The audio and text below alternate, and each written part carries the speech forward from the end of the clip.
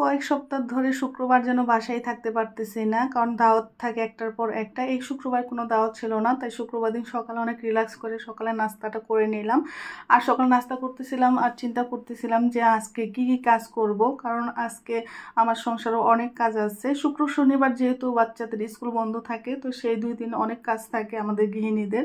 সংসারের কাজ করতেই হবে। অনেক ছোটবেলায় যেহেতু বিয়ে হয়ে গিয়েছে, তাই তখন থেকে সংসারের সব দায়িত্ব নিজের হাতেই পালন করতেছি বা নিজে একা হাতেই করতেছি। তো এখন আর সংসারের কাজকে ভয় পাই না, মনে হয় যে সব কিছুই নিজের হাতে করলেই সুন্দর ভালোভাবে করা যায়।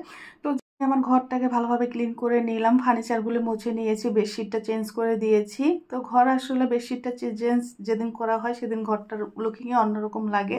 তো তারপর ড্রয়িং রুমে চলে আসলাম, শোপিসগুলিকে ভালোভাবে মুছে ক্লিন করে নেব, কারণ অনেক দিন ধরে এগুলি অযত্নে আছে, যত্ন হচ্ছে না। আর এখানে আমি নতুন একটা শোপিস অ্যাড করার জন্য অনলাইনে অর্ডার করেছিলাম, কিন্তু শোপিসটা আস্তে আস্তে ভেঙে ফেলেছে। যেহেতু সিরামিক্সের ছিল, তার জন্য আসলে মনটা খুব খারাপ, রিসিভ করতে পারিনি। ভাঙা শোপিস কীভাবে রিসিভ করব, তার জন্য আমার রিটার্ন করতে হয়েছে। আর সে নেক্সট টাইমে দেবে কিনা সেটাও বলতে পারতেছি না। তো ওটা গুছিয়ে এখন আমি ডাইনিং টেবিলটা ভালোভাবে গুছিয়ে থালাবাটি সব খালাকে ধুতে দিয়ে দিলাম। আর দিক দিয়ে ছোটো ছেলে কিছু ওষুধ বের হলো, তো সেগুলিকে ফেলে দিব। আর আমার ছোট ছেলে এখানে ড্রয়িং রুমে বসে বসে কার্টুন দেখতেছিল, কারণ আমি যখন কাজ করি ওকে টিভি ছেড়ে দেই যাতে ও ডিস্টার্ব কম করে। আর এই কার্টুনটা তার অনেক ফেভারেট। সে এটার মধ্যে ছোট একটা বেবি আছে, বেবি যে দুষ্টামি করে সে একই টাইপের দুষ্টামি করে। আর এই যে দেখেন কি অবস্থা, ড্রয়িং রুমটার মুড়ি ফেলে কি করে রেখেছে। একটু আগে আমি এটাকে গুছিয়ে গিয়েছিলাম, তো খালা আবার গুছিয়ে সুন্দর করে ঝাড়ু দিচ্ছিল। আর আমার বড় ছেলেকে পড়তে বসিয়েছিলাম, যেহেতু সামনে পরীক্ষা। সে পড়তে বসলেই তার ক্ষুধা পায়, এত ক্ষুধা যে কোথা থেকে আসে আমি বুঝি না। সে বলে ক্ষুধায় পড়তেই পারতেছিল না।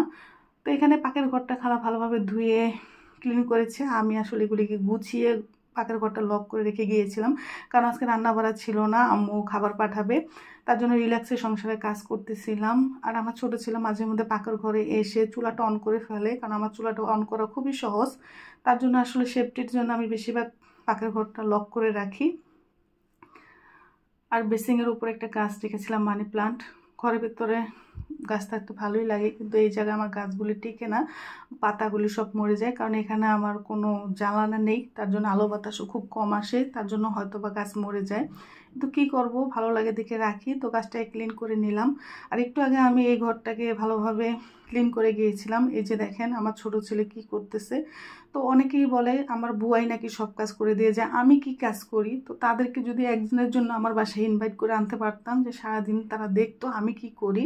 তো যাদের করে ছোট ছোট বাচ্চা আছে, তাদের যদি এই প্রশ্ন করা হয়, আসলে তাদেরকে কিছু বলার নেই, কারণ বলে কাউকে বোঝানো যায় না, যারা না বোঝে যে সারাদিন আমরা কি করি। আমরা আসলে সারাদিন দৌড়ের উপরেই থাকি, আমাদের বাচ্চাদের পিছনে ঘর গোছানো এগুলি পিছিয়ে লেগে থাকতে হয়। তো যাই হোক, এর মধ্যে আম্মুর বাসা থেকে খাবারও চলে এসেছে। আজকে রান্না ছিল বিফ বিরিয়ানি। বিফ বিরিয়ানিটা খুবই মজা হয়েছে, আমার আব্বুর হাতের রান্না খুবই মজা।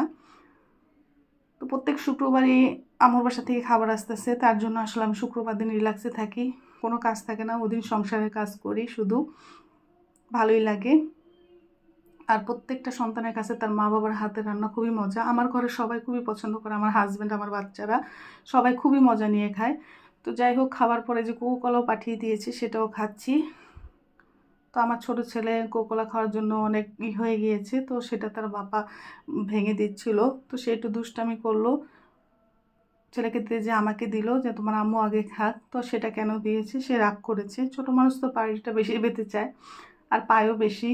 তো যাই হোক, এখানে সন্ধ্যার নাস্তা ছিল ফুচকা বা বেলপুরি। বেলপুরিটা আমার ছোটো ছেলে খুবই পছন্দ করে, তার জন্য মাঝে মধ্যে বেলপুরি ওর বাবা নিয়ে আসে বাসায়। তো তাকে বেলপুরিগুলি করে দিয়ে রেডি করে দিয়ে আমি চলে গেলাম পাখির ঘরে চা বানাতে। চা তো আমার থাকতেই হবে, চা ছাড়া চলবে না। চা খেলে মনে হয় আমার কাছে রিল্যাক্স লাগে, সারাদিন কাজ কাম করেছি অনেক, তো এক কাপ চা খাবো আর রিল্যাক্স করব। তো ভিডিওটি ভালো লেগে থাকলে প্লিজ লাইক কমেন্ট শেয়ার করে দিবেন। আল্লাহ হাফেজ।